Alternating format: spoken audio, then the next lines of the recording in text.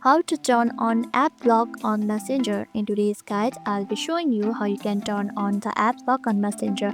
Let's get started. First, open Messenger application on the device. Now once you are in, tap on this menu icon right here. Now tap on settings. Here scroll down and tap on privacy and safety.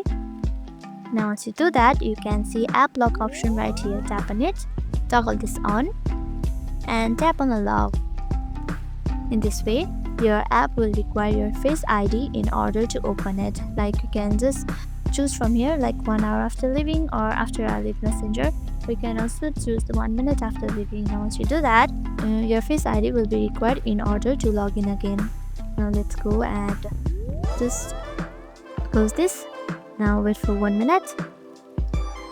And it requires Face ID like this, and that's it. This is how you can turn on the app lock on Messenger. Hope this video helped you. If it did, make sure to give this video a thumbs up and subscribe for more tips and tutorials. Thank you for watching.